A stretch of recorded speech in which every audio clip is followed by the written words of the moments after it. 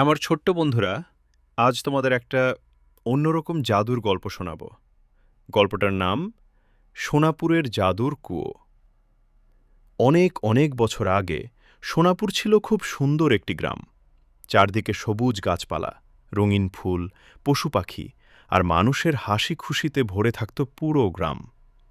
কিন্তু একদিন এক ভয়ঙ্কর কালো জাদুকর গ্রামের জাদুর কুয়োর পরীকে বন্দি করে ফেলে।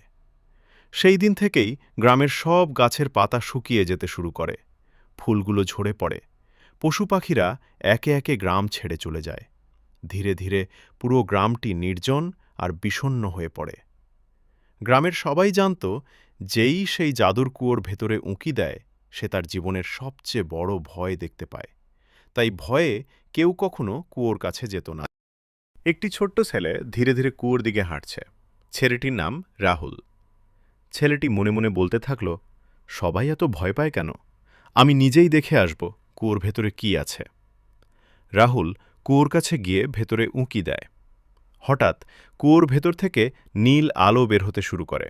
সে দেখতে পায় একটি সুন্দর পরী জাদুর শিকলে বন্দী হয়ে আছে। পরী ছেলেটাকে প্রশ্ন করল, তুমি এখানে কেন এলে? সবাই তো আমাকে ভয় পেয়ে পালিয়ে যায়, কেউ আমার কাছে আসে না। রাহুল বলল, আমি কাউকে ভয় পাই না, আমি খুব সাহসী, তাই তোমার সঙ্গে দেখা করতে এসেছি। পরী, তাহলে বলো, তুমি আমার কাছে কি চাও? রাহুল, আমাদের গ্রামের গাছগুলো শুকিয়ে যাচ্ছে, পাখিরা আর আসে না, পশুগুলোও হারিয়ে গেছে। তুমি কি আমাদের গ্রামটাকে আবার আগের মতো সুন্দর করে দিতে পারবে? পরী, অবশ্যই পারব, কিন্তু আমি এই জাদুর কুয়োর ভেতরে বন্দী, আমাকে মুক্ত না করলে আমি কিছুই করতে পারব না।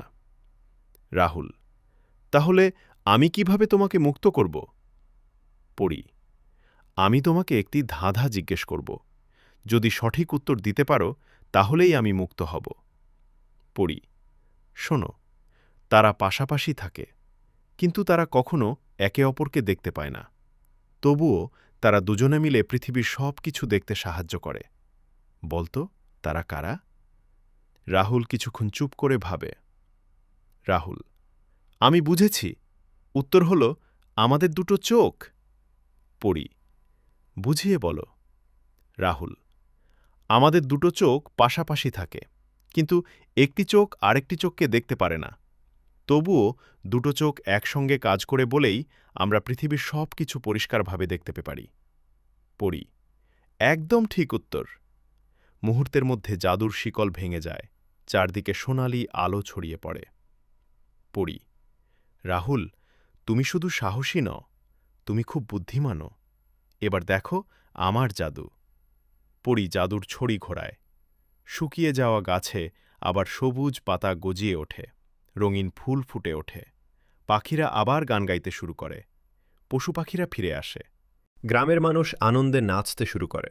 অল্প সময়ের মধ্যেই সোনাপুর গ্রাম আবার আগের মতো ঝলমল করে ওঠে।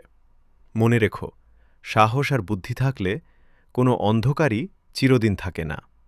এই কথা বলেই পরী আকাশের দিকে উড়ে যায় এবং ধীরে ধীরে আলোর মধ্যে মিলিয়ে যায়। তো ভাইয়েরা আর বোনেরা, কেমন লাগলো আজকের গল্প? গল্পটা যদি ভালো লেগে থাকে তাহলে একটা লাইক করো, চ্যানেলটি সাবস্ক্রাইব করো, আর পাশে থাকা ঘন্টার বোতামটি চাপতে ভুলো না। আবার দেখা হবে নতুন একটা মজার গল্প নিয়ে।